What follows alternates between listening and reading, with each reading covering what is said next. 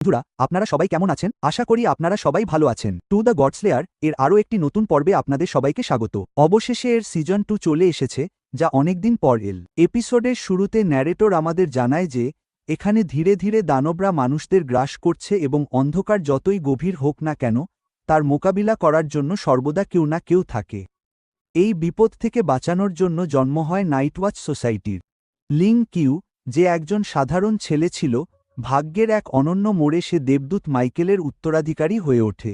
আর যখন সে জানতে পারে যে কিছু পৌরাণিক দেবতা এই পৃথিবীকে ধ্বংসের আগুনে ঝাঁপিয়ে দিতে চায়, তখন সে এমন এক প্রতিজ্ঞা করে যা ইতিহাস বদলে দেয়, আর তা হল দেবতাদের বিনাশ করা। তো চলুন, কোনো দেরি না করে এই এপিসোডটি শুরু করি। ভাই, এই এপিসোডটি খুবই মজার হতে চলেছে। এর সিজন 1 এর লিঙ্ক ডেসক্রিপশনে দেওয়া আছে, দেখতে চাইলে দেখে নিতে পারেন। দ্য গডস্লেয়ার এর সিজন 2 এর শুরুতে আমরা আমাদের নায়ক লিং কিউকে দেখতে পাই। এখানে নাইটওয়াচের ক্যাপ্টেন জিজ্ঞেস করছিল যে, লিং কিউ, তুমি কি নাইটওয়াচ সম্পর্কে ভালোভাবে জানতে চাও? লিং কিউ উত্তরে হ্যাঁ বলে। নাইটওয়াচের ক্যাপ্টেন তাকে বলছিল যে নতুন বছরের সন্ধ্যায় যে যুদ্ধ হয়েছিল, সেদিন তুমি নিজের যোগ্যতা প্রমাণ করেছ এবং সেই কারণেই আমি তোমাকে সেই তথ্যগুলো দেব যা তুমি জানতে চেয়েছিলে। দেখো, টিম নম্বর 136 এর ক্যাপ্টেন জিয়ান ইয়াং হল আনডাইং সোর্ড মাস্টার। সে আগে একটি স্পেশাল টিম ব্লু রেইন এর সদস্য ছিল। অনেক বছর আগে এখানে এক ব্যক্তি তার ওপর আক্রমণ করেছিল। তার পিছু ধাওয়া করতে করতে জিয়ান ইয়াং দূরে চলে গিয়েছিল, কিন্তু সেখানে তারা ভুলবশত তাকা মাগারা এর ডিভাইন রিয়ালমে প্রবেশ করে ফেলে, যেখানে তাদের লড়াই হয় গড সুশানের সাথে এবং সেই দেবতার প্রকোপে ব্লু রেইন টিম এক ঝটকায় শেষ হয়ে যায়। আর সেই দেবতা জিয়ান ইয়াংকেও মেরে ফেলতে চেয়েছিল, কিন্তু জিয়ান ইয়াং বেঁচে গিয়েছিল। সে দেবতার তলোয়ারটিকে 2 হাত দিয়ে ধরে ফেলেছিল, এতে তার হাতগুলোও আহত হয়েছিল। এরপর সে আর কখনো তলোয়ার ধরতে পারেনি। ঠিক সেই সময় পুরো লাইব্রেরিটি কাঁপছিল। আসলে সেখানে চেনো মুই নামের এক ব্যক্তি পৌঁছে গিয়েছিল। নাইটওয়াচের ক্যাপ্টেন এই বিষয়েও লিং কিউকে জানাচ্ছিলেন। তিনি বলছিলেন যে চেনো মুই জিয়ান ইয়াং সিটির টিম মেম্বার ছিল। 9 বছর আগে সে একটি মিশনে রওনা হয়েছিল এবং সেই সময় আমাদের পৃথিবীতে গড লেভেলের এক দুর্যোগ দেখা দেয়। এটি লর্ড শিবার গ্রো নামে পরিচিত ছিল। সেই সময় এখানে গ্রেট শিয়ায় এক বিশাল যুদ্ধ শুরু হয়েছিল। ঠিক তখনই চেনো নিখোঁজ হয়ে যায়। সে কোথায় আছে তা কেউ জানে না। আর এই সব তথ্য শুনে লিন খুবই অবাক হয়েছিল। সে বলছিল যে আমাদের গ্রেট শিয়াতেও একসময় ডিভাইন ওয়ার বা ঐশ্বরিক যুদ্ধ হয়েছিল। এই বিষয়টি আমি আজ প্রথম জানতে পারলাম। তখন ক্যাপ্টেন তাকে জানাচ্ছিলেন যে চেনো মই আবার ফিরে এসেছে, কিন্তু এখানে তার কাল্টিভেশন বা সাধন ক্ষমতা বৃদ্ধি পায়নি। তবে এই কথাগুলো আমি তোমাকে এজন্য বলছি কারণ নাইটওয়াচের দায়িত্ব অনেক কঠিন। প্রতিটি নাইটওয়াচের নিজস্ব রহস্য রয়েছে, কিন্তু এখানে আমরা সবাই কেবল একটি জিনিসের মুখোমুখি হই, আর তা হলো অন্ধকার। আর আমাদের লিন কিউ ও তার তলোয়ার বের করে বলছিল, যখনই অন্ধকার নেমে আসবে, আমি আমার পৃথিবীকে বাঁচানোর জন্য নিজের জীবন বাজি রেখে দেব। লিন কিউয়ের পেছনে থাকা বইগুলো ডানার রূপ নিয়েছিল এবং সে নিজেকে ঈশ্বরের সামনে দেখতে পাচ্ছিল। এরপর সে বাতাসে লাফ দিয়ে সেই ঈশ্বরের দিকে এগিয়ে গেল। আর ভাই, আমরা সরাসরি নাইটওয়াচের ট্রেনিং ক্যাম্পের দৃশ্য দেখতে পাই, যেখানে সব শিষ্যরা প্রশিক্ষণের জন্য মাঠে জড়ো হয়েছিল এবং তখনই ট্রেনিং ক্যাম্পের মাস্টার ইভান সবাইকে জানালেন যে আজকের প্রশিক্ষণ বাতিল করা হয়েছে এবং এর পেছনে 2টি বড় কারণ রয়েছে। সবচেয়ে বড় কারণ হলো আজ তোমাদের মধ্যে 2জনকে পুরস্কার দেওয়া হবে এবং দ্বিতীয় কারণটি তোমরা কিছুক্ষণ পরেই জানতে পারবে। এটি শুনে উপস্থিত সবাই খুব অবাক হয়েছিল। মাস্টার ইভান জানালেন যে আমাদের কাছে 4 ধরনের মেডেল রয়েছে। সেগুলোর মধ্যে চতুর্থ স্থানে রয়েছে স্পার্ক মেডেল, তৃতীয় স্থানে স্টারলাইট, দ্বিতীয় স্থানে স্টারওয়েট এবং প্রথম স্থানে রয়েছে স্টার হরর। এটি এখানে সবচেয়ে মূল্যবান এবং মাত্র 10 জন নাইটওয়াচ এই স্টার মেডেল অর্জন করতে পেরেছেন। আর এই মেডেলটি কেবল একজন ব্যক্তিই অর্জন করতে পেরেছিলেন, তিনি হলেন মাস্ক টিমের ক্যাপ্টেন। 5 বছর পর আমি এই মেডেলটি লিন কিউকে দিতে পেরে আনন্দিত এবং তিনি লিন কিউকে স্টেজে আসার নির্দেশ দিলেন। মাস্টার ইভান বলছিলেন যে 6 মাস আগে আমাদের ক্যাম্পে আক্রমণ হয়েছিল। সেই সময় লিন কিউ বুদ্ধিমত্তার পরিচয় দিয়ে ক্যাম্পের প্রতিটি মানুষকে বাঁচিয়েছিল। তার কারণেই নাইটওয়াচের ভাগ্য আজও টিকে আছে। সে কাংনা সিটিতেও এনশিয়েন্ট গড চার্চের অনেক যোদ্ধা ও সৈনিককে পরাজিত করেছিল। এর মধ্যে এনশিয়েন্ট গড চার্চের ডিভাইন এজেন্টরাও অন্তর্ভুক্ত ছিল। লিন কিউ তাকে তার ট্রি গড মেডুসার শক্তি ব্যবহার করা থেকে আটকে দিয়েছিল। এই কারণেই স্টারসি মেডেল আমাদের লিন কিউকে দেওয়া হবে এবং ক্যাম্পে থাকা সমস্ত রিক্রুটরা তার কথাই বলছিল যে লিন কিউ সবার মন জয় করে নিয়েছে। সে এমন এক মেডেল অর্জন করেছে যা মাত্র 1% নাইট ওয়াচারের কাছে থাকে এবং লিন কিউ এখানে আবেগপ্রবণ হয়ে পড়েছিল। তার পুরনো বন্ধুর কথা মনে পড়ছিল, যার কারণে সে নাইট ওয়াচার হয়েছিল এবং তার মনে হচ্ছিল সেই ব্যক্তিই তাকে এই পুরস্কার দিচ্ছে। লিন কিউকে মেডেল দেওয়ার পর মাস্টার ইভান পুনরায় ঘোষণা করেন যে আজ আরও একজনকে মেডেল দেওয়া হবে, যার নাম সান জিনজু। সান জিনজু গ্রেট উইন্ড ডিজাস্টারকে নির্মূল করেছিল এবং সে অর্ধেক শহরকে ধ্বংসের হাত থেকে বাঁচিয়েছিল, তাই তাকে স্টারলাইট মেডেল দেওয়া হবে। এ কথা শুনে সানের বন্ধুরা অত্যন্ত খুশি হয়ে গিয়েছিল। সেখানে থাকা অনেক অফিসার সানের প্রশংসা করছিল। তারা বলছিল, এই ব্যক্তিটি জি রিয়য়েলমের একজন কাল্টিভেটর, তবুও সে হাই রিয়য়েলমের ব্যক্তির তৈরি এই ফর্মে প্রবেশ করেছে। এই ছেলেটি অত্যন্ত সাহসী। সান মঞ্চে গিয়ে তার স্টারলাইট মেডেল গ্রহণ করল। লিন কিউ ও সানের জন্য খুব খুশি ছিল, তবে সান আগে থেকেই আমাদের লিন কিউয়ের প্রতিদ্বন্দ্বী ছিল। পুরস্কার বিতরণী অনুষ্ঠান শেষ হওয়ার পর মাস্টার ইভান তার দ্বিতীয় ঘোষণাটি করলেন। তিনি বললেন, তোমরা সবাই মন দিয়ে শোনো, তোমরা খুব তাড়াতাড়ি গ্র্যাজুয়েট হতে চলেছ। এ কথা শুনে সবাই খুব খুশি হয়ে উঠল। গ্র্যাজুয়েশনের অর্থ হল তাদের প্রশিক্ষণ শেষ হয়ে যাবে। মাস্টার ইভান আরও বললেন যে গ্র্যাজুয়েট হওয়ার জন্য তোমাদের কিছু অ্যাসেসমেন্ট সম্পন্ন করতে হবে। যে শেষ পর্যন্ত টিকে থাকবে সে ৩৯তম ক্লাসের ওয়াচম্যান হবে। এর কিছু নিয়ম রয়েছে। প্রথমত, তোমাদের ফরবিডেন রুইন শক্তিকে দমন করা হবে এবং ১ সেকেন্ডের মধ্যে তাদের সবার শক্তি লক হয়ে গেল। আর মাস্টার ইভান এই অ্যাসেসমেন্ট শুরু করলেন। তিনি তার কিছু সৈন্যকে এদের ওপর আক্রমণ করার জন্য পাঠিয়ে দিলেন। তিনি বললেন যে এই নিষ্ঠুর রাউন্ডে টিকে থাকবে সেই পরবর্তী রাউন্ডের জন্য কোয়ালিফাই করবে। তোমাদের মোকাবিলা হবে এই শক্তিশালী ইনস্ট্রাক্টরদের সাথে। তোমরা যদি এদের খারাপভাবে হারাতে পারো তবে তোমাদের পয়েন্ট দ্বিগুণ হবে। তোমাদের মধ্যে যে গ্রুপটি এই অ্যাসেসমেন্টে শীর্ষ র্যাঙ্কিং অর্জন করবে তারা ভবিষ্যতে নিজেদের নাইট ওয়াচ টিম গঠন করতে পারবে। আর এভাবেই এই অ্যাসেসমেন্ট শুরু হয়েছিল। যেসব রিক্রুট দুর্বল ছিল তারা শিক্ষকদের কাছে হেরে যাচ্ছিল এবং সৈন্যরা তাদের ওপর পুরোপুরি আধিপত্য বিস্তার করেছিল। এটা তো ছিল দুর্বলদের গল্প। এবার শক্তিশালী লোকদের কথা বলা যাক, যার মধ্যে লিন কিউ ও ছিল। সে সৈন্যের ব্লেডটি খালি হাতেই থামিয়ে দিয়েছিল। সে বলে, ইনস্ট্রাক্টর, তুমি কি সত্যি অনেক বড় বড় কথা বলো? তোমার শক্তি দেখে তো তা মনে হয় না। এভাবে লিন তার মুখে একটি চড় মারল। এর ফলে সেই ইনস্ট্রাক্টরের ব্যাজটি ভেঙে গিয়েছিল, অর্থাৎ সে লড়াই থেকে ছিটকে পড়েছিল। এবং আমরা দেখতে পাই স্যানো তার শক্তিশালী মুভ দিয়ে ইনস্ট্রাক্টরকে হারিয়ে দিল। অন্যদিকে বেইলিও দেখল যে একটি সৈন্য তাকে মারতে আসছে, তাই সে পা দিয়ে মাটিতে আঘাত করে তার চারপাশে একটি শিল্ড তৈরি করে ফেলল। আর সেই ব্যক্তি যেই বেইলির শিল্ড ভাঙল, বেইলি সাথে সাথে একটি ব্যাডমিন্টন র্যাকেটের মতো অস্ত্র বের করল, যা ছিল বেশ দামি। আর সেই র্যাকেটের এক আঘাতেই সেই লোক দিনদুপুরে তারার দেখা পেয়ে গিয়েছিল। আর অন্যদিকে মলি তার তলোয়ারবাজি ব্যবহার করে সৈন্যদের মোকাবিলা করছিল এবং সে তলোয়ার চালনায় দক্ষ। সে সেই সৈন্যকে মেরে ফেলেনি। সে তার ব্যাজটি ভেঙে দেয় এবং তাকে বলে যে, তুমি তো এখানে ইনস্ট্রাক্টর, তোমার আমার তলোয়ারের আঘাত সহ্য করার অভ্যাস করা উচিত ছিল। এবং এরপর আমাদের সাউ ইউয়ানের নিষ্ঠুর লড়াই দেখানো হয়। সে ইনস্ট্রাক্টরের মুখোশ ভেঙে তার মুখে কিল ঘুষির ঝড় তুলেছিল। সে তার ঘুষি দিয়ে তাকে শেষ করে দিচ্ছিল আর তাকে অমিতাভ বলে ডাকছিল। আসলে সে একজন সন্ন্যাসী, তাই সে সবসময় একে অমিতাভ বলেই ডাকে, কিন্তু তার কাজগুলো মোটেও সন্ন্যাসীর মতো নয়। লিন কিউ ও তার তলোয়ারবাজি ব্যবহার করে ইনস্ট্রাক্টরের ওপর পূর্ণ আধিপত্য প্রমাণ করল, যার ফলে সেই ব্যক্তি নকআউট হয়ে গিয়েছিল এবং সে রণক্ষেত্র থেকে মাস্টার ইউয়ানকেও উস্কাচ্ছিল। সে বলে যে এখানকার ইনস্ট্রাক্টররা খুবই অযোগ্য। এটা শুনে মাস্টার ইউয়ান খুব অবাক হলেন। তিনি বললেন, এই ছেলেটি খুব বেয়াদব এবং তার জুনিয়র এসে তাকে জানাচ্ছিল যে এই অ্যাসেসমেন্টের প্রথম রাউন্ডে আমরা অর্ধেক লোককে বাদ দিতে চেয়েছিলাম, কিন্তু এমনটা করতে গিয়ে আমাদেরই ক্ষতি হয়ে গেল। আমরা যে ২৫ জন সৈন্য পাঠিয়েছিলাম তাদের মধ্যে মাত্র ৭ জন টিকে থাকতে পেরেছে। এমন চলতে থাকলে আমাদের পরিকল্পনা পুরোপুরি ব্যর্থ হবে। এতে মাস্টার ইভান খুব বেশি রেগে গিয়েছিলেন। তিনি বলছিলেন যে দ্রুত এই যুদ্ধের তীব্রতা বাড়িয়ে দাও। এই বাচ্চারা আমার মজা ওড়াচ্ছে। এদের মনে করিয়ে দিতে হবে যে আমি এদের সিনিয়র এবং তাদের সাথে থাকা সৈন্যদের কাল্টিভেশন পাওয়ার যা সাপ্রেস করে রাখা হয়েছিল তা পুরোপুরি আনলিশ মুক্ত হয়ে গিয়েছিল। অর্থাৎ এরা তাদের পূর্ণ শক্তি ব্যবহার করতে পারত এবং তারা সেই জায়গায় ধ্বংসলীলা চালিয়ে যুদ্ধক্ষেত্রে প্রবেশ করল। এই সৈন্যদের শক্তি অনেক বেশি বেড়ে গিয়েছিল। এর ফলে তারা খুব সহজেই তাদের রিক্রুটদের এলিমিনেট বাদ করা শুরু করে দিল। কিন্তু এই সমস্ত জিনিয়াসরা খুব সহজেই তাদের মোকাবেলা করছিল।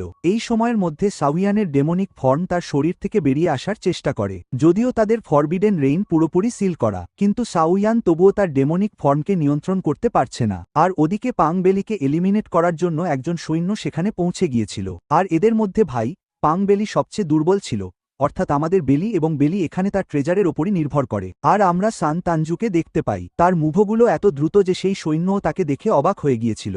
আর সানো বলে যে তোমরা আমাদের শক্তিকে সাপ্রেস করে রেখেছ, তবুও এখানে তোমরা আমাদের হারাতে পারছ না। আর আমরা লিন পিউর যুদ্ধ দেখতে পাই, কারণ সে একসাথে দুজন ব্যক্তির সাথে লড়ছিল। তার তলোয়ারবাজি এত চমৎকার ছিল যে সে তার তলোয়ারের আঘাতে তাদের অস্ত্র কেটে ফেলেছিল এবং তার গতি ও শক্তি দেখে সৈন্যরা একে অপরের দিকে তাকিয়েছিল।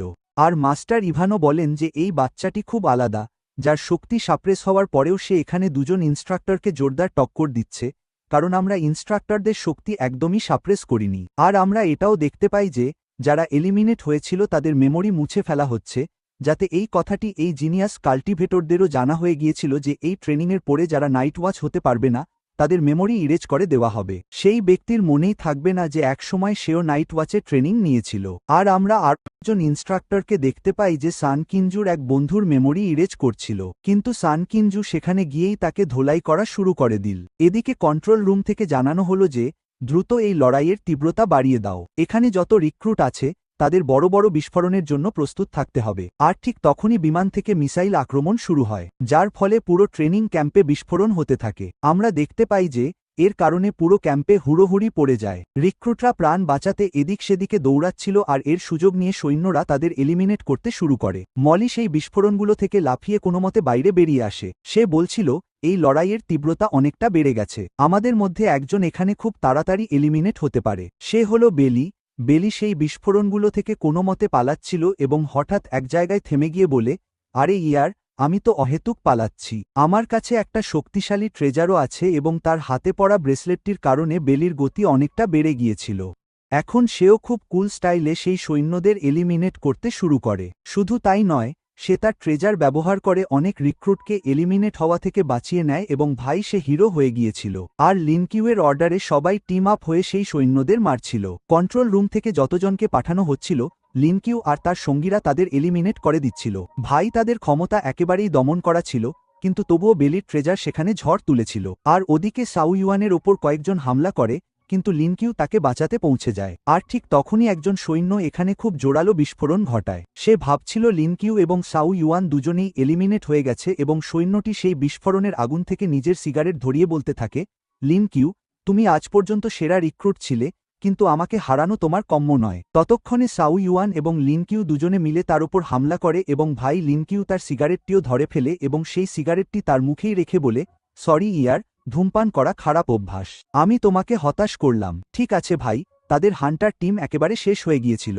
ইনফ্যাক্ট এখানে যে অ্যাসেসমেন্ট হয়েছিল তা ছিল পুরো ট্রেনিং ক্যাম্পের সবথেকে দ্রুত কমব্যাট, কিন্তু তাদের এই আনন্দ মাস্টার ইউয়ান সহ্য করতে পারছিলেন না। তিনি বলেন, এদের অহংকার ভাঙা খুব জরুরি। যদি এদের এতই দম থাকে তবে আমি এদের বিশ্রাম নেওয়ার সুযোগও দেব না। এবং তারা দেখল যে সেখানে একটি ফ্লাইটের মাধ্যমে 3টি কন্টেইনার রিলিজ করা হয়েছে এবং তারা মাস্টার ইভানের ঘোষণা শুনতে পেল। তো এখানে তিনি বলছিলেন যে এখন তোমরা অ্যাসেসমেন্টের দ্বিতীয় পর্যায়ে পৌঁছে গেছো, এখন তোমাদের সামনে জুয়া রিয়েলমের কোর্ট রয়েছে, তোমাদের এদের মারতে হবে। এবং এই রাউন্ডটি কিছুটা ব্রুটাল, তাই এখানে আমি তোমাদের ফরবিডেন রুইনের রেস্ট্রিকশন তুলে নিচ্ছি যাতে তোমরা নিজেদের শক্তি ব্যবহার করতে পারো। তবে এখানে চেষ্টা করবে যেন সেকেন্ড স্টেজের রাউন্ডে তোমরা মারা না যাও। এবং তখনই সেই কন্টেইনারগুলোর মধ্যে একটি কন্টেইনার খুলে যায়। তো তার ভেতরে একটি গ্লোয়িং কিউব ছিল।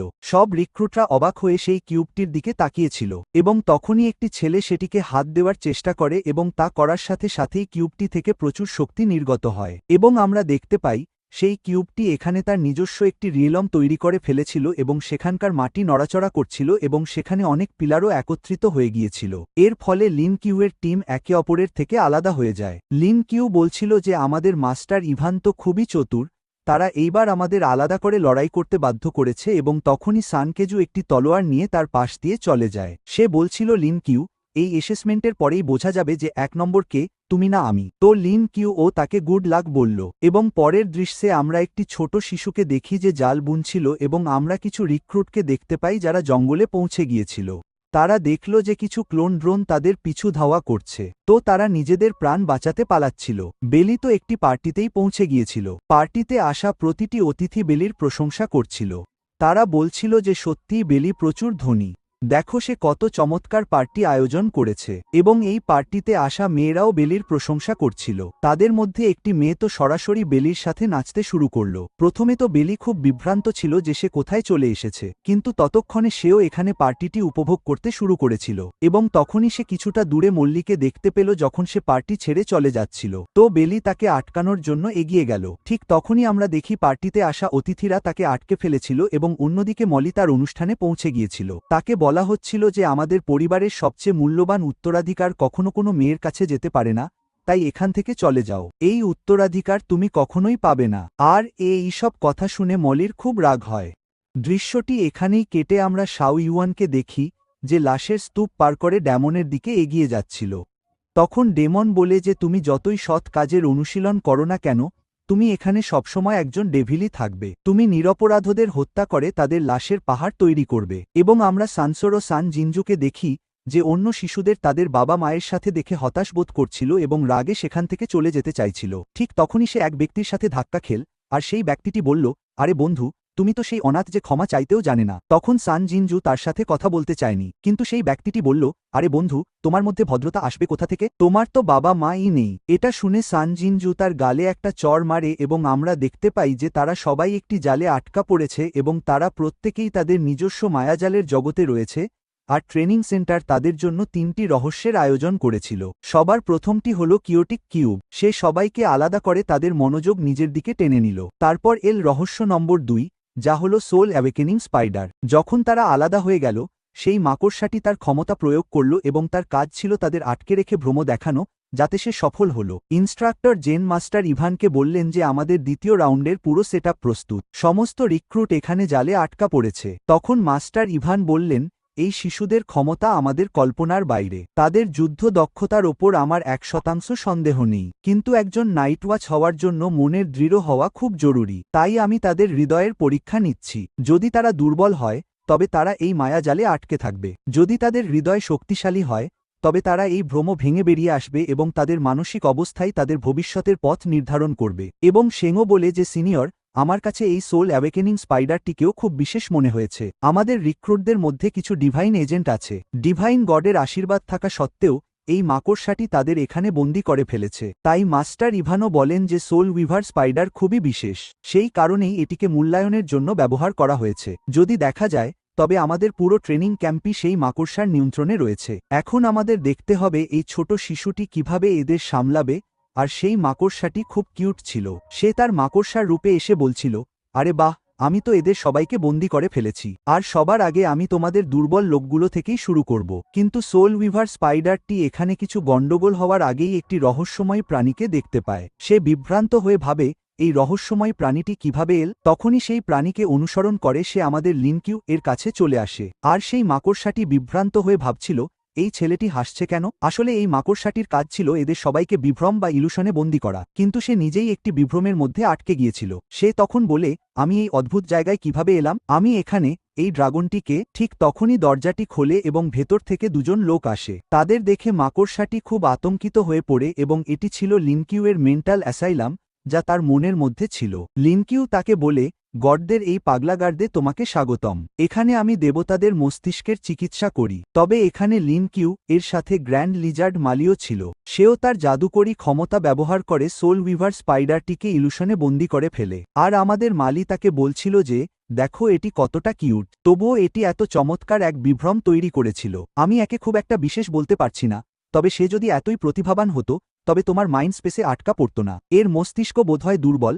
আর ঠিক তখনই লিনকিউ এর বন্ধুও সেখানে এসে পৌঁছায়। সে লিনকিউকে তার ওষুধ দিতে এসেছিল। ঠিক তখনই সোল উইভার স্পাইডারটি তার আসল রূপে ফিরে আসে এবং এক আঘাতেই লোকটিকে দূরে ছুঁড়ে ফেলে। আমরা দেখতে পাই যে, সেই বিশাল মাকড়সাটিকে দেখে লোকটি খুব আতঙ্কিত হয়ে পড়েছে। সে ভয়ে তার দাদিমাকে ডেকেছিল, আর তার দাদিমা অন্য কেউ নয়, স্বয়ং নাইট গডেস ছিলেন, যিনি এসে সেই মাকড়সার ওপর ঝাঁপিয়ে পড়েন। নাইট গডেসের মানসিক ভারসাম্য একদম হারিয়ে গিয়েছিল আর লিনকিউ এখন তার চিকিৎসা করছে। আর নাইট গডেসের একটি দুর্বলতা ছিল যে, যাকে তার পছন্দ হতো তাকেই সে নিজের ছেলে বানিয়ে নিত। আর এবার এই স্পাইডারটিকে তার এত পছন্দ হয়েছে যে সে এই স্পাইডারটিকেই নিজের ছেলে মনে করতে শুরু করেছে। সে আদর করে তাকে বলছিল, আরে বাহ, তুমি তো এখানে ধীরে ধীরে পা গজিয়ে ফেলেছ আর তোমার এই পশমগুলো এত সুন্দর যে শীতকালে আমার আর সোয়েটারের প্রয়োজন হবে না। আর আমাদের লিনকিউ লক্ষ্য করল যে মার্লিনের এখানে কোনো অর্জন বা অ্যাচিভমেন্ট আসেনি। তার স্কোর ছিল 0। তাই সে বলল, স্যার মার্লিন, আমরা কেন একে অপরের সাথে একটু কথা বলছি না? আমরা আলোচনা করব কোনটি সত্যি আর কোনটি মিথ্যা। উদ্ধৃতি চিহ্ন। আর এখানে মার্লিন লিনকিউকে তার মাইন্ড স্পেসের মধ্যে আটকে ফেলেছিল। আর এখানে এসে সে লিনকিউকে জিজ্ঞেস করছিল, বলো তো তোমার কোন পৃথিবী পছন্দ, আসল পৃথিবী নাকি নকল পৃথিবী? তখন লিনকিউও বলল, অবশ্যই আমার নিজের পৃথিবীই আমার পছন্দ। মার্লিন তখন বলল, তার মানে তোমার এই নকল পৃথিবীটাই পছন্দ। আসলে দেখতে গেলে এখানে প্রতিটি পৃথিবীই নকল। কিন্তু লিনকিউ তার এই কথার সাথে একমত হয় না। সে বলে, এখানে আমার পরিবার আছে, আমার বন্ধুরাও আছে, তারা কিভাবে নকল হতে পারে? তখন মার্লিন বলল, তোমার বন্ধুরা আসলে এখানে এক জন্মগত ফাঁদে আটকে আছে। তারা মনে করে যে এই বিভ্রমই আসল সত্য। আসলে তারাও এখানে ফলস গড বা মিথ্যা দেবতার ফাঁদে আটকা পড়ে গেছে। আর আমরা দেখতে পাচ্ছি, আমরা লিনকিউয়ের বন্ধুদের দেখতে পাচ্ছি, কারণ তারা সেই বিভ্রমের মধ্যে ছটফট করছিল এবং বেলি মলির কাছে যেতে চাইছিল। আর মলি এখানে লিগ্যাসি অর্জন করতে চাইছিল এবং অন্যদিকে সাবিবান মরা দেহের স্তূপ পার হচ্ছিল যাতে সে ডিমন পর্যন্ত পৌঁছাতে পারে। আর ওদিকে স্ট্যান অনাথ হওয়ার কারণে পৃথিবীর গঞ্জনা শুনছিল। এটা দেখে লিনকিউ বলল, আপনি তাদের নিয়ে চিন্তা করবেন না, আমার বন্ধুরা খুব শীঘ্রই সেখান থেকে বেরিয়ে আসবে। তখন মার্লিন বলল, তুমি তো শুধু সত্যকে অস্বীকার করছো, এমনটা করলে তুমিও কখনো জ্ঞান অর্জন করতে পারবে না। তখন লিনকিউও বলল যে আপনিও সবসময় জ্ঞান অন্বেষণ করেছেন এবং সবসময় জ্ঞানের জোরেই বাস্তবতা তৈরি করেছেন, কিন্তু বাস্তবতাকে খুঁজে বের করা বেশ সহজ। তাহলে চলুন দেখি এই পৃথিবী আপনার সম্পর্কে কি বলে। এই কথা বলার পর মার্লিন সবার কথা শুনতে পাচ্ছিল, যারা বলছিল যে জাদুকর মার্লিন বলে আসলে কেউ কোনোদিন ছিলই না। সে ছিল কেবল একটি কাল্পনিক চরিত্র যাকে মানুষ নিজেদের বিনোদনের জন্য তৈরি করেছিল। যদি মার্লিন সত্যিই থাকত, তবে ইতিহাসে তার কোনো না কোনো রেকর্ড অবশ্যই থাকত। যদি মার্লিন সত্যিই এই পৃথিবীতে থাকত, তবে এখানে অনেক জাদুকর থাকত। তাই কিছু লোক বলছিল যে আমার জাদুর ওপর একেবারেই বিশ্বাস নেই এবং মার্লিনের গল্প শুনিয়ে আমাদের ছোটবেলায় বোকা বানানো হয়েছে, আর এটাই সত্যি যে মার্লিন এই পৃথিবীতে নেই। সে একটি নকল চরিত্র। এখন লিংকুই তাকে তৎক্ষণাৎ মায়া থেকে বাইরে বের করে আনে। সে তাকে বলছিল যে এই পৃথিবীতে অনেক কিছুই ভুল, তাই আমাদের নিজেদের ক্ষমতা ব্যবহার করে সত্য খুঁজে বের করতে হবে এবং আজ থেকে আপনি এই পৃথিবীতে একা নন। আমি আপনার সাথে আছি এবং আমি পুরো হৃদয় দিয়ে আপনার অস্তিত্বে বিশ্বাস করি এবং আমি সবসময় আপনার পাশে থাকব। লিংকুইয়ের এই কথাগুলো শুনে মার্লিনের মুখে একচিলতে হাসি ফুটে উঠল। তখন লিংকুই তাকে বলে যে এই পৃথিবী সত্য হোক বা মিথ্যা, কিন্তু আপনার আমার প্রতি যে কৃতজ্ঞতা ছিল তা ছিল একদম সত্য। আর এটা দেখে মার্লিন লিংকুইয়ের সামনে মাথা নত করে তাকে ধন্যবাদ জানালো এবং লিংকুই দেখল যে তার চিকিৎসায় উন্নতি হতে শুরু করেছে। আর লিংকুইয়ের কথা শোনার পর তার মানসিক স্থিতিশীলতা 2% চলে এসেছিল এবং লিংকুইও এখানে পুরস্কার পাবে। সিজন 1-এ আমরা দেখেছিলাম যে লিংকুই যে দেবতার চিকিৎসা করবে, তার বিনিময়ে সে দিব্য ক্ষমতা অর্জন করবে। তাই লিংকুইও তৎক্ষণাৎ তার পুরস্কার নিতে পৌঁছে গেল এবং সে এখানে মার্লিনের দিব্য ক্ষমতাগুলোর মধ্যে যে কোনো একটি র্যান্ডম ক্ষমতা পাবে। এবং লিংকুই দেখল যে সেখানে অনেক শক্তিশালী জাদুকরী বস্তু আছে যা খুব দ্রুত ঘুরছে এবং লিংকুই সেগুলাকে থামার নির্দেশ দিল। যেহেতু সেই ঘোড়া বন্ধ হয়, তাই সে একটি দক্ষতা পায় যার নাম ছিল মাস্টারি। এটি অর্জন করার সাথে সাথেই এর কম্পন ট্রেনিং ক্যাম্পে অনুভূত হয়। তাই মাস্টারি 1 খুব আতঙ্কিত হয়ে পড়ল। তারা বলছিল যে হয়তো এটি কোনো রিক্রুটের এখানে নিষিদ্ধ ডোমেইনের ক্ষমতা। তখন তার সঙ্গী বলল, না, আমার এটাকে কোনো এনার্জি ফ্ল্যাকচুয়েশন মনে হচ্ছে না, এটি আমার কাছে নাইট গডেসের শক্তির সাথে মিল আছে বলে মনে হচ্ছে। এবং সে দেখল সব রিক্রুটদের মানসিক চাপ খুব অস্থির হয়ে গেছে। তারা সেই বিভ্রম থেকে বের হওয়ার চেষ্টা করছিল। সেই রিক্রুটের হার্ট রেটও খুব বেড়ে গিয়েছিল, কিন্তু লিংকুই খুব শান্ত ছিল। শুধু তাই নয়, ট্রেনিং ক্যাম্পের কর্তৃপক্ষও বুঝতে পেরেছিল যে লিনকিউয়ের শরীর থেকেই এই ফরবিডেন ডোমেইন এনার্জি নির্গত হচ্ছে এবং লিনকিউয়ের মস্তিষ্কে অনেক মন্ত্র তার চারপাশে ঘুরছিল। ম্যাজিশিয়ান মার্লিন তাকে অভিনন্দন জানিয়ে বলে যে এখন তোমার কাছে আমার সামনিং ম্যাজিকের জ্ঞান চলে এসেছে এবং তুমি যখনই এই ক্ষমতা ব্যবহার করবে, তোমার শরীর স্বয়ংক্রিয়ভাবে ম্যাজিকের সাথে সিঙ্ক হয়ে যাবে, অর্থাৎ তুমি ম্যাজিক ব্যবহার করতে পারবে। এবং আমাদের প্রধান চরিত্রের এই ভঙ্গিটি বেশ চমৎকার ছিল। সে নিজেও তার সামনিং ম্যাজিক ব্যবহার করে এবং লিনকিউ এই ডিভাইন ক্ষমতা ব্যবহার করে একটি ঘড়ি উৎসর্গ করে। এর বিনিময়ে সে এখানে একটি গোল্ডেন কার্ড পায়। মার্লিন জানায় যে তুমি যত বেশি জিনিস উৎসর্গ করবে, তত বেশি সামনিং স্কিল ব্যবহার করতে পারবে। সবার আগে লিনকিউ একটি মশা সামন করেছিল।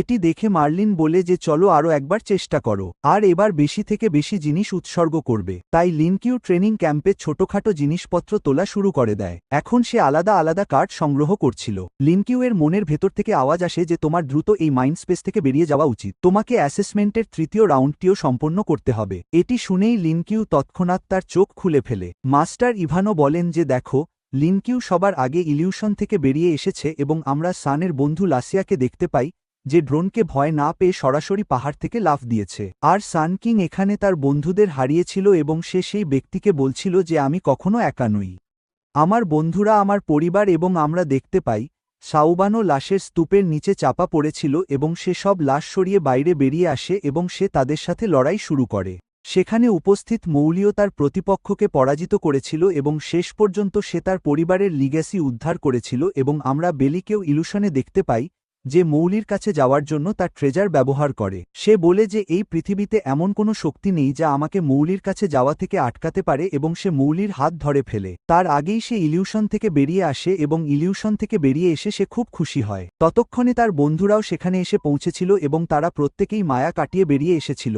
আর সবাই লিনকিউ সম্পর্কে কথা বলছিল যে লিনকিউ হয়তো এখনও মায়ার মধ্যেই আটকে আছে, সে দেখা যাচ্ছে না। তখন সাইয়ুয়ান বলে যে সামনে তাকাও, লিনকিউ আমাদের আগেই মায়া থেকে বেরিয়ে এসেছে। আর তখনই লিনকিউ তার তলোয়ার দিয়ে সেখানকার সবকিছু ধ্বংস করে দেয় এবং এর মাধ্যমেই তারা অ্যাসেসমেন্টের দ্বিতীয় রাউন্ড জিতে যায়।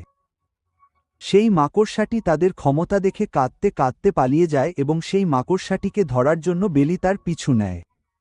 আমরা দেখতে পাই যে তৃতীয় এবং শেষ কন্টেইনারটিও খুলে গেছে, আর লিনকিউ বলে যে আমি এখানে খুব শক্তিশালী একটা অরা অনুভব করছি এবং বেলি মাকড়সাটিকে ধরার নেশায় কন্টেইনারের সামনে গিয়ে দাঁড়িয়ে পড়ে।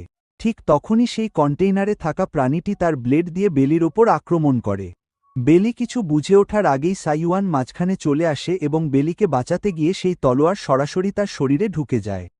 আর আমরা দেখতে পাই যে তলোয়ারটি তাকে সোজা সেই পাথরের সাথে গেঁথে ফেলে, যা দেখে সবাই খুব আতঙ্কিত হয়ে পড়ে। আর ভাই, এই প্রাণীটির নাম ছিল সাউন্ড ওয়েভ। এটি জুয়ান রিলমের একটি প্রাণী এবং বেলি যেই সাইয়ুয়ানকে ডাক দেয় অমনি সেটি বেলির পেছনে চলে আসে এবং তাকে এক আঘাতেই শেষ করে দেওয়ার উপক্রম করে, কিন্তু লিনকিউ দ্রুত এসে বেলিকে সরিয়ে দেয় এবং আমরা দেখতে পাই সাইয়ুয়ান খুব খারাপভাবে আহত হয়েছে। ঠিক সেই মুহূর্তেই তার ফরবিডেন ক্ষমতার শক্তি সক্রিয় হয়ে ওঠে এবং তার রূপ একটি ভয়ানক দানবে পরিণত হয়। সে দ্রুত তার তলোয়ার নিয়ে সেই শিকারীকে আক্রমণ করে, কিন্তু তার এক দুটি আঘাতেই সেই সাউন্ড হান্টারের শক্তি হঠাৎ বেড়ে যায় এবং লিনকিউয়ের কাছে বিষয়টি বেশ অদ্ভুত লাগে। সে বলে, কিছুক্ষণ আগেই এই সাউন্ড হান্টার জুয়ান রিলমের একদম নিচে ছিল, এখন হঠাৎ করেই এটি শীর্ষে পৌঁছে গেছে। অবশেষে এটি এত দ্রুত তার শক্তি কিভাবে বাড়াল? আর সেই কন্ট্রোল রুম থেকে ঘোষণা করা হয় যে এই চ্যালেঞ্জটি শেষ করার জন্য তাদের হাতে আর মাত্র 5 মিনিট সময় আছে।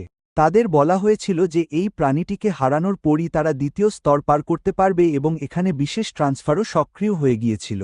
তারা খুব দ্রুত একে অপরের থেকে বিচ্ছিন্ন হয়ে যাচ্ছিল। এখন সানকানজুও তার দলের সাথে অন্য এক জায়গায় আটকে গিয়েছিল। মলিও বেলির থেকে আলাদা হয়ে গিয়েছিল এবং ঠিক সেই সময়ই তার কম্পার্টমেন্টে সাউন্ড থান্ডার চলে এসেছিল। সে এসেই তার ভারী তলোয়ার দিয়ে মলির ওপর আক্রমণ করেছিল, কিন্তু মলি তার তলোয়ারের সাহায্যে কোনোমতে তার আক্রমণ প্রতিহত করে। আর তখনই লিনও সেখানে সেই প্রাণীটির মোকাবেলা করতে চলে আসে এবং আমরা দেখতে পাই বেলিও মলিকে ডেকে সেখানে চলে আসে এবং সাউ বিমান তাকে বাঁচানোর জন্য সরাসরি সেই প্রাণীটির সাথে লড়াই করছিল। কিন্তু লিনকিউ কেবল সেই প্রাণীটির প্রতিটি পদক্ষেপ পর্যবেক্ষণ করছিল এবং সে বুঝতে পারে যে প্রতিটা আক্রমণের সাথে তার শক্তি আরও বাড়ছে। তাই লিনকিউকে খুঁজে বের করতে হতো যে শেষ পর্যন্ত এই প্রাণীটির শক্তি এত বাড়ছে কিভাবে। তাই এখানে যত ঘটনা ঘটছে তাতে সে আওয়াজ শুনতে পায় এবং বুঝতে পারে যে যখন বেলি মলিকে জোরে ডেকেছিল তখনই প্রাণীটির শক্তি বৃদ্ধি পেয়েছিল। সে বলে যে এই প্রাণীটি শব্দের সাহায্যে নিজের শক্তি বাড়াচ্ছে। এই কারণেই এই প্রাণীটি সানকানজুকে আলাদা করেছে, কারণ সানকানজুর কাছে 1Q তৈরি করার ক্ষমতা আছে এবং সাউ বিমানের লড়াইয়ের ফলে প্রচুর শব্দ উৎপন্ন হয়েছিল। এর ফলে মাথাবিহীন এই প্রাণীটি আরও শক্তিশালী হয়ে উঠেছিল। আমার মনে হয় এখানে আরও কাল্পনিক প্রাণী আছে, কারণ তারা স্পেশাল মেসেজ ম্যানিপুলেট করে সানকানজুকে দূরে সরিয়ে দিয়েছে। সবার আগে আমাকে তাদের সামলাতে হবে। তাই সে বেলি ও মলিকে বলে যে এই প্রাণীটির ওপর বেশি আক্রমণ করো না, প্রতিটা আক্রমণের সাথে সে আরও বেশি শক্তিশালী হয়ে উঠবে। আমার কাছে একটা দারুণ পরিকল্পনা আছে, তবে আমার ফিরে আসা পর্যন্ত তোমাদের কেবল এই প্রাণীটিকে ব্যস্ত রাখতে হবে। এখন তাদের হাতে বেশি সময় বাকি ছিল না। 2 মিনিটের মধ্যে তাদের সাউন্ড হান্টারকে হারাতে হবে। আর লিনকিউ দৌড়াতে দৌড়াতে প্রতিটি স্পেশাল রিফট ভেঙে ফেলছিল। সে সেই জায়গার খোঁজে ছিল যেখানে স্পেশাল রিফট প্রথমবার খুলেছিল।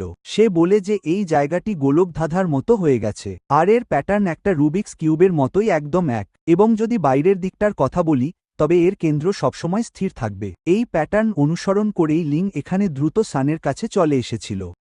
সে তাকে বলে যে এখানে দ্রুত এই জায়গাটা মাউন্ট করার পর ফ্লোট করে দিতে, কারণ এটাকে ম্যানিপুলেট করা সেই মাকড়সাটাই ছিল যে কিছুক্ষণ আগে পালিয়ে যাওয়ার ভান করেছিল এবং সানজুও তার ভ্যাকুয়াম পাওয়ার ব্যবহার করে কিউবটিকে ভেঙে ফেলে। এই সুযোগের সদ্ব্যবহার করে লিংকিউ তার ভেতরে থাকা মেটাল ক্রিয়েচারের ওপর আক্রমণ করেছিল, কিন্তু লিংকিউ এখানে বেইলিকে বলল যে তাড়াতাড়ি সাউ উইয়ানকে ট্র্যাপ করো। এখানে ক্রিয়েচারের শক্তি লড়াই করার সাথে সাথে বৃদ্ধি পায়, তাই সাউ উইয়ানকে থামাতে হবে, তাকে ট্র্যাপ করে সেই মনস্টারের মনোযোগ নিজের দিকে টানো। তাই বেইলি ঠিক তাই করে সাউ উইয়ানকে ক্যাপচার করে মনস্টারকে ডাকল। তখনই সানের সঙ্গীরাও চলে এসেছিল, তারা তৎক্ষণাৎ বেইলিকে সরিয়ে দিল এবং সান কিনজু তার ভ্যাকুয়াম পাওয়ার ব্যবহার করে সাউন্ড হান্টারের সমস্ত শক্তি ভ্যানিশ করে দিল। এখন তাদের কাছে শেষ 10 সেকেন্ড বাকি ছিল, কিন্তু লিংকিউ এখানে তাদের সবাইকে বলে যে এখন নিজেদের স্পেশাল মুভ ব্যবহার করে এর ওপর আক্রমণ করো। তখন সবার আগে মলি তার মাউন্টেন কোলাপস টেকনিক ব্যবহার করে আক্রমণ করল এবং বেইলি তার স্পেশাল ট্রেজার ও লিংকিউ তার দুটো তলোয়ার ব্যবহার করেছিল।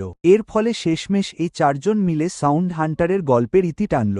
এখন কন্ট্রোল রুমের লোকেরাও বলছিল যে এই বাচ্চারা অনেক বেশি ট্যালেন্টেড এবং বুদ্ধিমান, এই ছেলেমেয়েরা ভবিষ্যতে আমাদের গর্বিত করবে।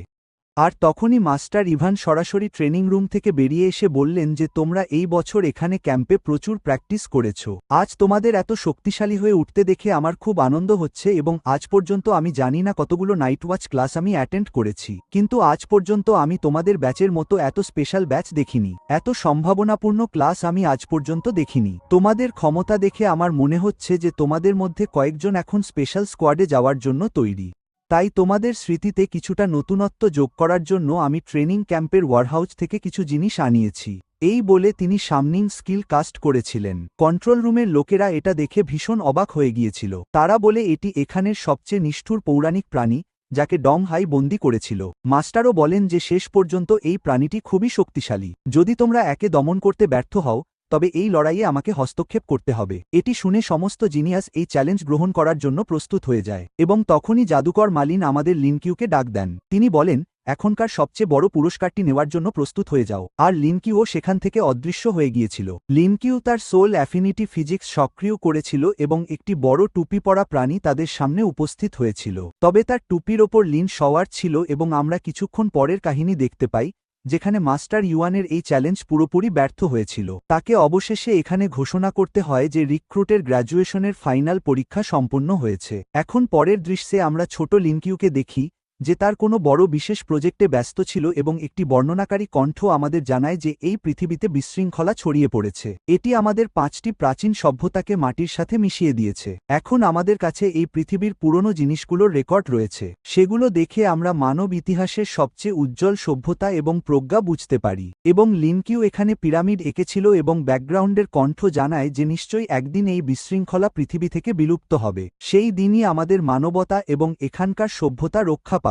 কিন্তু লিনকিউ এখানে রেডিওতে খবর শুনেছিল যে আজ রাতে আকাশে একটি বিশাল চাঁদ দেখা যাবে। লিনকিউও সেই চাঁদটি দেখতে চেয়েছিল। এটি সেই রাত যেদিন সে জাদুকরের শক্তি পেয়েছিল এবং আমরা দেখতে পাই কাহিনী পুনরায় বর্তমান সময়ে ফিরে এসেছে। আসলে লিনকিউয়ের কাছে নিজেই জাদুকর মালিনের ক্ষমতা ছিল, সে এটি ব্যবহার করেই মাস্টার ইউয়ানের শেষ মূল্যায়নটিকে পুরোপুরি খারিজ করে দিয়েছিল। এমনকি সে এখানকার ডিন কেয়ার ডিভাইসটিও তার আশ্রয়ের জন্য অর্জন করেছিল। এর মধ্যে একটি ছিল কিউব, কারণ এটি জুয়া রিয়ামের একটি পৌরাণিক প্রাণী ছিল যা স্থানিক বিচ্যুতি বা স্পেশাল ডিসোলোকেশন এর জন্য বিখ্যাত ছিল, এবং এখানে এটি খুব মনোযোগ আকর্ষণ করে বলছিল আমার আইকিউ 250 এর উপরে এবং আমার কাছে এমন একটি বিশেষ জায়গা আছে যেখানে আটকে পড়া প্রত্যেকেই মারা যাবে। আমাকে সুরক্ষার জন্য ব্যবহার করো বা আক্রমণের জন্য, আমি দুটোর জন্যই একদম পারফেক্ট। উদ্ধৃতি চিহ্ন। ঠিক তখনই লিনকিউ সেই রুবিক্স কিউবটিকে চেপে ধরল। সে বলছিল আমার এলসাতে এমনিতেই অনেক লোক আছে, তাই তোমার মতো অকেজো কিউবের আমার কোনো প্রয়োজন নেই। আমাদের লিনকিউ এটিকে ধ্বংস করে ফেলতে যাচ্ছিল। ঠিক তখনই কিউবটি বলে প্লিজ থামো, আমার আরও ক্ষমতা আছে এবং আমি এখানে কাপড় ধুতে পারি, সেগুলো শুকাতে পারি এবং এখানে অনেক কিছু পরিষ্কার করতে পারি। এখন কিউবের এই ক্ষমতা দেখে লিনকিউ না হলেও অন্যজন খুব খুশি হয়েছিল। সে বলে শেষ পর্যন্ত এই কিউব আসার পর বাসনপত্র আর কাপড় ধোয়া থেকে আমার মুক্তি মিলবে। আর তারপর সে কাঁদতে কাঁদতে আমাদের লিনকিউয়ের পা জড়িয়ে ধরেছিল। সে বলে ভাই, এই পৃথিবীতে তুমিই আছো যে আমার এত খেয়াল রাখো। এভাবেই রুবিক্স কিউবটি এলসাতে প্রবেশের অনুমতি পেয়ে গেল। পরের পালা ছিল এই মাকড়সাটির, যে খুব ভয় পেয়েছিল এবং কাঁদতে কাঁদতে তার অনেকগুলো পা দিয়ে বলছিল যে আমি তোমাদের কখনো ত্যাগ করব না। আর লিনকিউ কে বলছিল যদি আমার পায়ের অংশ খেতে চাও তবে সরাসরি আমাকে মেরে ফেলো। আর এত কিউট মাকড়সা দেখে নাইট গডেসের মাতৃত্ব আবার জেগে উঠেছিল, আর সে তাকে খুব আদর করে বলছিল অবশেষে আমি আমার হারিয়ে যাওয়া সন্তানকে খুঁজে পেয়েছি। ভাই, এদের নেশাগুলোই আলাদা। আর তার ভাইও লিন কিউকে বলে যে এই বাচ্চাটি তো অনেক ছোট, তুমি একে এখানে কাজে নিলে তোমার বিরুদ্ধে চাইল্ড লেবার বা শিশু শ্রমের অভিযোগ উঠবে, ছোট শিশুদের দিয়ে কাজ করানো একেবারেই অনুমোদিত নয়। তখন আমাদের লিন কিউ বলে, তুমি এসব নিয়ে চিন্তা করো না, এর বয়স তোমার বাবার চেয়েও বেশি হবে। আর নাইট গডেসের প্রোগ্রেস সরাসরি 67তে পৌঁছে গিয়েছিল। আর এভাবেই এই ছোট মাকড়সাটি লিন কিউয়ের ফর্ম সই করার পর তার রূপ বদলে সুন্দর পোশাক পরিয়ে দেওয়া হয়েছিল। আসলে ওই মাকড়সাটির কিউটনেস এত বেশি ছিল যে মার্লিনের প্রোগ্রেস বেড়ে গিয়েছিল এবং গডেসের প্রোগ্রেস 71 চলে এসেছিল। তারা তিনজনই ওই মাকড়সাটিকে দেখে বলছিল যে এটি কত কিউট। আর আমরা তৃতীয় সেই পৌরাণিক প্রাণীটির বিষয়ে জানতে পারি। তখন মার্লিন জানায় যে এই প্রাণীটি অনেক বেশি শক্তিশালী, কিন্তু দুঃখের বিষয় যে তুমি একে পরীক্ষায় আসার সুযোগ দাওনি। আমি চাই এর মুখোমুখি হওয়ার আগে তুমি তোমার উইজডম সামনিং ম্যাজিক ব্যবহার করো। এই ডাইমেনশন ট্রেনিং ব্যবহার করে তুমি যে কোনো জগতে যেতে পারবে। এটি দিয়ে ডাইমেনশনাল জায়গায় ভ্রমণ করা সহজ হয়। মালিন কিউ মার্লিনের দেওয়া লাঠি দিয়ে একটি বৃত্ত আঁকে এবং তা করতেই সেখানে একটি ভিন্ন ধরনের ফরমেশন তৈরি হয়। মার্লিন উত্তেজিত হয়ে তাকে বলছিল যে এখন তুমি এই পৃথিবীর যে কোনো কোণে যেতে পারবে। কিন্তু এবার মার্লিনের জাদু ব্যর্থ হয়েছিল, কারণ তারা দুজন তখনও সেই একই জায়গায় ছিল। আর মার্লিন নিজের রূপ পরিবর্তন করে লিন কিউকে বলে যে আজ পর্যন্ত আমার জাদু কখনোই ব্যর্থ হয়নি। আমরা দেখতে পাই যে কিছুক্ষণের মধ্যেই সেখানে হঠাৎ করে বালি উঠতে শুরু করে এবং তারা ইজিপ্টের পিরামিডের সামনে চলে আসে। আসলে লিন কিউয়ের অবচেতন মনে এই পিরামিড দেখার ইচ্ছা ছিল এবং মার্লিনের জাদু তা পূরণ করে দেয়। আমরা সেই ক্রিয়েচারটিকেও দেখতে পাই যাকে আমাদের মেইন ক্যারেক্টার তার সাথে নিয়ে এসেছিল। এটি ছিল একটি মমি, যা একটি হাই টিয়ারের ক্রিয়েচার ছিল এবং সেই মমি সরাসরি লিন কিউয়ের ওপর আক্রমণ শুরু করে দেয়। লিন কিউ এই আক্রমণ ডজ করে বেশ বিভ্রান্ত হয়ে পড়ে। সে মার্লিনকে বলে, একে তো আমি নিজেই সামন করেছিলাম, তাই স্বাভাবিকভাবেই একে আমার আদেশ মানা উচিত। তখন মার্লিন বলে যে শেষ পর্যন্ত সব মিস্টিক্যাল ক্রিয়েচার একইভাবে কাজ করে না। তুমি যদি এই ওয়ার মমিকে নিয়ন্ত্রণ করতে চাও তবে তোমাকে একে হারাতে হবে এবং আমি এখানে একটি বৃত্ত তৈরি করছি। তোমাকে যে কোনো মূল্যে এই ওয়ার মমিকে বৃত্তের ভেতরে আনতে হবে, তবেই তুমি একে দমন করতে পারবে। লিন কিউ দ্রুত তার তলোয়ার সামন করে এবং সেই ওয়ার মমিকে মোকাবিলা করা শুরু করে। সে ক্রমাগত আক্রমণ করছিল। এতে ওয়ার মমিটি খুব রেগে যায় এবং অনেকগুলো মেশিন গান সামন করে। এর সাহায্যে সে লিন কিউয়ের ওপর বুলেটের বৃষ্টি ঝরিয়ে দেয়। সে তার লেজার বিম দিয়েও আক্রমণ করে এবং আমরা দেখি যে লিন কিউ বুঝতে পারে মার্লিনের তৈরি বৃত্তটি বেশিক্ষণ টিকবে না, তাই অদৃশ্য হওয়ার আগেই তাকে ওয়ার মমিকে দমন করতে হবে। লিন কিউ তার গতি আরও বাড়িয়ে দেয়, এমনকি সে ওয়ার মমির গতিকেও ছাড়িয়ে যায় এবং খুব দ্রুত গিয়ে ওয়ার মমির ওপর আক্রমণ করে। এরপরে একটি জোরালো লাথি মেরে সে ওয়ার মমিকে জঙ্গলের ভেতরে ঠেলে দেয়। সেটি করতেই ওয়ার মমিটি ফরমেশনের ভেতর দমন হয়ে যায় এবং লিন কিউ তার স্পেশাল মুভটিও অ্যাক্টিভেট করে, যাকে ডার্কনেস ইরোশন বলা হয়। এটি গড মাইকেলের লিগ্যাসি ছিল এবং এই শক্তি ব্যবহার করেই লিন কিউ সরাসরি সেই মামিটির ওপর আক্রমণ করেছিল এবং সেই ফরমেশনটিও সেই মামির ওপর প্রচণ্ড শক্তি নির্গত করে, যার ফলে সেই বিশাল মামিটি একটি ছোট মামিতে পরিণত হয়েছিল। সত্যি বলতে এটি কাপড়ে মোড়ানো একটি পুতুলের মতো লাগছিল। পরের দৃশ্যে আমরা মার্লিন এবং আমাদের প্রধান চরিত্র লিন কিউকে পৃথিবীর ব্যাপারে কথা বলতে দেখি। লিন কিউ মার্লিনকে জিজ্ঞেস করে যে যখন এই পৃথিবীতে কুয়াশা ফগ ছেয়ে গিয়েছিল তখন আসলে কি ঘটেছিল। তখন মার্লিন বলে যে ফগের সময় আমার স্মৃতিশক্তি হারিয়ে গিয়েছিল, তবে ফগের আগের পৃথিবী সম্পর্কে আমি তোমাকে বলতে পারি। আগে এখানে অনেক গভীর সমুদ্র ছিল যা সামুদ্রিক জীবনকে লালন করত। মহাবিশ্বটিও এত বিশাল ছিল যে মানুষ তা জয় করার ইচ্ছা পোষণ করত এবং এখানকার সভ্যতা নক্ষত্রের মতো উজ্জ্বল ছিল, কিন্তু সেই রহস্যময় ফগ সবকিছু মাটির সাথে মিশিয়ে দিয়েছিল। মার্লিন তাকে জিজ্ঞেস করছিল, গ্র্যাজুয়েশনের পর তোমার পরবর্তী পরিকল্পনা কি? লিন কিউ বলে, ছোটবেলা থেকেই আমার ইচ্ছে ছিল পুরো পৃথিবী ঘুরে দেখার, কিন্তু ফগের কারণে তা মোটেও সম্ভব ছিল না। আমাকে সবসময় কাঙ্গাতেই থাকতে হতো। এবং আমরা এখানে হঠাৎ সিয়া ছোটবেলার জায়গা দেখতে পাই। এখানে আমরা নাইট ওয়াচকে দেখতে পাই এবং তারা এখানে বিস্ট শিকার করে লিন কিউ সম্পর্কে কথা বলছিল। তাদের মধ্যে একজন ছিল সিয়া, যে একজন ক্যাপ্টেন এবং সে এখানে খুবই শক্তিশালী। সে খুব সহজেই একটি ডেমনিক স্পাইডারকে শেষ করে ফেলে। সে তার জুনিয়র কাংসংকে বলছিল যে লিন কিউ খুবই স্পেশাল, কেন আমরা তাকে আমাদের ফিনিক্স স্কোয়াডে যোগ করছি না। আমরা দেখতে পাই যে কাংসং বলছিল নাইট ওয়াচে সদস্যের কোনো অভাব নেই। আমার মনে হয় না লিন কিউ আমাদের দলে যোগ দেবে, যার উত্তরে সিয়া বলে যে লিন কিউ সত্যিই খুব স্পেশাল। যদি সে সঠিক প্রশিক্ষণ পায় তবে হতে পারে ভবিষ্যতে সে আমাকে এবং ওয়াং ইয়াংকে ছাড়িয়ে যাবে। এই দৃশ্যটি কেটে আমরা মাস্কের ডিনের ওখানে ডিয়ানকে দেখতে পাই। সে একটি ডেমনিক বিস্ট স্বীকার করে বলছিল যে লিন কিউ আমাকে মোটেও হতাশ করেনি এবং তার সঙ্গী ইউগুইও বলছিল যে প্রত্যেকটি স্পেশাল টিম তার জন্য লড়াই করবে। তারা সবাই চায় লিন কিউ যেন তাদের দলের সাথে যুক্ত হয়। সিটন এবং সিয়ানজি বলে যে সবার আগে আমাদের লিং এর সাথে কথা বলতে হবে এবং আমরা তাদের এরপরের ঘটনা এখানে দেখতে পাই। এই লোকটির কাছে ভাই গড অফ লাইনের ক্ষমতা ছিল। সে বলে যে লিং কিউয়ের মতো একজন জিনিয়াস সময় থামিয়ে সবকিছু লোডিংয়ে পাঠিয়ে দিয়েছিল এবং পুনরায় সময় বাড়িয়ে সে সামনের সমস্ত বিস্টদের মেরে ফেলে। সে বলে লিং কিউয়ের মন কেউ বদলাতে পারবে না। তার মন যা চাইবে সে সেটাই করবে এবং মাস্টার ইভেনও লিনের সিদ্ধান্ত নিয়ে বেশ কৌতূহলী। তাদের বসও বলছিল যে লিন কিউ প্রথম স্থান অর্জন করেছে, তাই সে তাদের টিমে যোগ দিতে পেরেছে এবং ট্রেনিং ক্যাম্পে গ্র্যাজুয়েশনের পার্টি চলছিল আর সবাই এখানে পার্টিতে ব্যস্ত ছিল। ঠিক তখনই লিং কিউ তার ওয়ার মামিকে নিয়ে তাদের ওয়্যারহাউজে চলে আসে এবং ওয়ার মামি দেখে সেখানে নানান ধরনের অস্ত্র ছিল।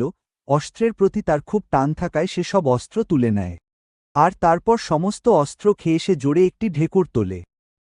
ট্রেনিং ক্যাম্পে শেষ দিন হওয়ায় কিছু মানুষ আবেগপ্রবণ হয়ে পড়ে এবং এখানে লিং কিউ ও আমাদের সান কথা বলতে শুরু করে।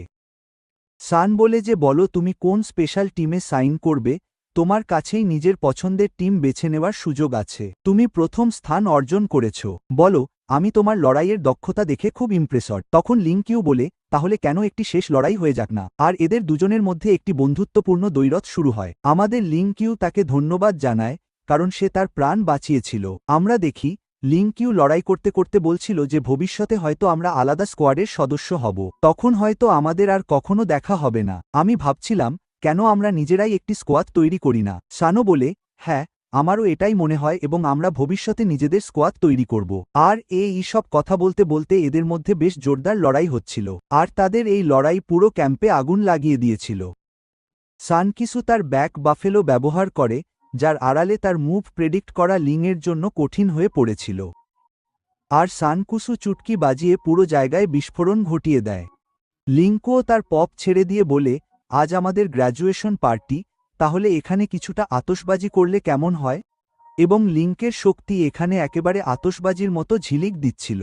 এটি দেখে সবাই অবাক হয়ে গিয়েছিল এবং এখানে সানগিঞ্জ যে আমাদের মেইন ক্যারেক্টারের ওপর আক্রমণ করে বলে যে আমরা যখন নিজেদের স্কোয়াড তৈরি করব তখন ক্যাপ্টেন কে হবে সেই সিদ্ধান্ত আজই নিয়ে নিই। এবং সে লিংকিংকে তুলে অনেক দূরে ছুঁড়ে ফেলে দেয় এবং বলে যে আমার মনে হয় আমাদের টিমের ক্যাপ্টেন তোমার হওয়া উচিত। এবং শেষ পর্যন্ত তারা দুজনেই হাত মিলিয়ে তাদের লড়াই শেষ করে। এবং এখানে আমরা তাদের গ্র্যাজুয়েশন সেলিব্রেশন দেখতে পাই। শাহভি ওয়ান এক মক হয়েও মাংস রোস্ট করছিল এবং তারপর সে সবার মাঝে সেই মাংস ভাগ করে দেয়। আর বেলি তখনও মনিকে তোলার চেষ্টা করছে, কিন্তু মনি আজ তাকে পাত্তা দেয় না এবং এর সাথেই আমাদের এই ভিডিও শেষ হয়।